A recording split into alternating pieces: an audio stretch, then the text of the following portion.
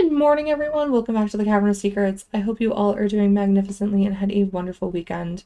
For those of you who are new, I'm doing tons of horror movie reviews this October to hopefully give you some new films to check out or to help you introduce someone to the horror genre, since that's what some people do during this time of year. I'm also telling spooky stories of my own creation since it was a favorite pastime of mine growing up during October, Halloween. Today I'm discussing the film Mr. Harrigan's Phone, which is on Netflix to those of you who haven't seen it and wish to. The movie is about an 8-year-old kid named Craig who starts working for Mr. Harrigan, a billionaire. Mr. Harrigan hires him to read to him since his eyes are failing him. Craig works for him for 5 years, and Mr. Harrigan, during that time, teaches him about the world and society, along with finances and things of that nature. When Craig reaches 13, he buys Mr. Harrigan a smartphone, which Mr. Harrigan is reluctant to receive because he actually predicts what smartphones and the internet becomes, what it is today. Because this film actually takes place around 2003, in that time period. I'll leave you to figure out what I'm talking about when you watch the film, because I don't want to ruin it and give too much away.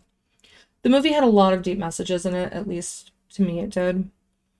There's no gore or anything like that, but there are some unsettling scenes, I guess you could say.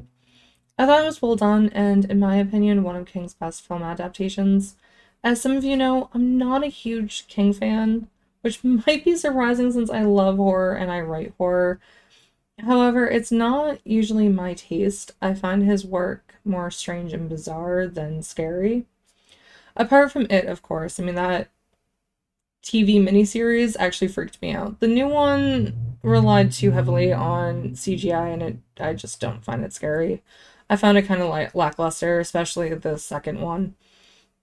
It wasn't my taste. So, if you're a Stephen King fan, even if you're not that big of a fan like me, check this one out and let me know what you thought about it or think about it in the comments below. Personally, I give this a 9 out of a 10 or a 4.5 out of a 5. And I know this one didn't do that well according to Rotten Tomatoes and other critic sites. But to me, it was really that good, and I kind of want to read the book or a short story. I can't remember which one that is. Later this week, I'll review the Resident Evil series and share one of the stories I've been working on.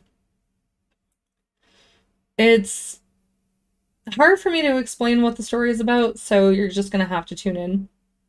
If you can't wait for those, click the bell icon to stay up to date. And if you don't want to wait for more, check out some of my other videos on the screen. Thank you so much for your support. I hope everyone has a magnificent week. Take care until next time. Bye, everyone.